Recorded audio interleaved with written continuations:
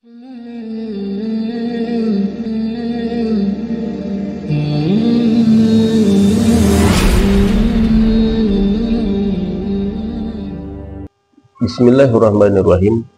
Apakah orang yang meninggal dunia dalam keadaan punya qadaan sholat diperbolehkan kepada orang yang masih hidup, contoh keluarganya, untuk mengqadai ataupun memfidyahkan sholat orang tersebut?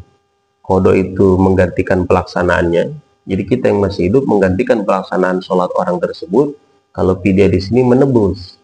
Jadi kita tebus satu sholatnya dengan satu mud kutil balad, makanan pokok negara kita, yaitu beras. Satu mud itu kurang lebih 1 liter lah. Nah itu qada ataupun fidyah. Nah maka di sini di dalam kitab Fathul Mu'in halaman 24 I'anatul Talibinnya dijelaskan oleh Imam Zainuddin Al-Malibari, tanbihun man mata wa alaihi sholatun. Barang siapa yang meninggal dunia punya qadaan sholat. Man mata wa alaihi sholatu fardin. Barang siapa yang meninggal dunia punya tanggungan atau qadaan sholat fardu, maka lam tuqda wa lam tufda anhu, tidak diperbolehkan untuk diqadai sholat tersebut ataupun difidyahkan. Tidak diperbolehkan. Wa fi qaulin, tapi menurut satu pendapat, innaha tuf'alu anhu, bahwasanya diperbolehkan untuk mengqada ataupun memfidyahkan sholat orang yang meninggal dunia dalam keadaan punya qadaan sholat. Ausobiha amla, baik orang yang meninggal dunia tersebut semasa hidupnya berwasiat agar sholatnya diqadai ataupun difidyahkan oleh keluarganya. Contohnya, nah bapak punya qadaan sholat 1 minggu waktu bapak sakit kemarin, nanti kalau bapak meninggal dunia belum melaksanakan sholat, tolong qadai sholat bapak dan juga ataupun fidyahkan sholat bapak. Itu wasiat namanya. Amla atau tidak? Nah maka tetap diperbolehkan kepada keluarganya atau orang yang masih hidup untuk mengqada ataupun memfidyahkan sholat orang yang meninggal dunia tersebut. Hakahu al-Ubadi anis Syafi'i. Nah keterangan ini diceritakan oleh Imam Ubadi, ulama yang wafat tahun 458 Hijriah, langsung dari Imam Syafi'i. Jadi Imam Syafi'i berarti punya 2 pendapat nih.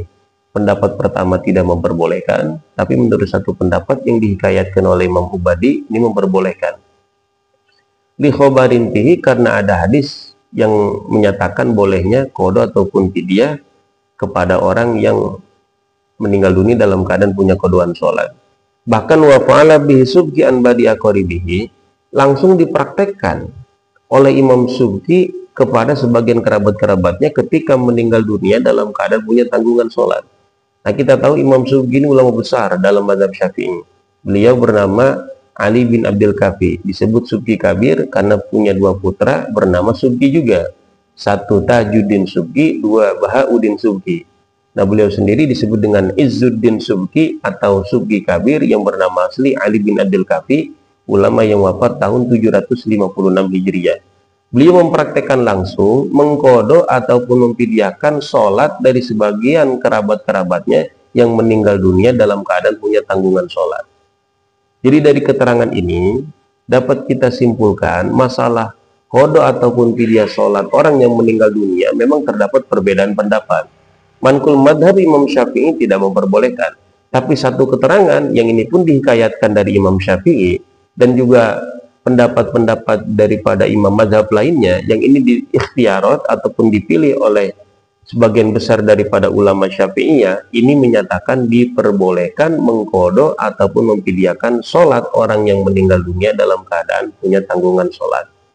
Nah, adapun di dalam masalah puasa, ini ittifaq ulama. Sepakat ulama akan bolehnya kita yang masih hidup mengqada atau memfidyahkan puasa orang yang meninggal dunia dalam keadaan punya tanggungan puasa.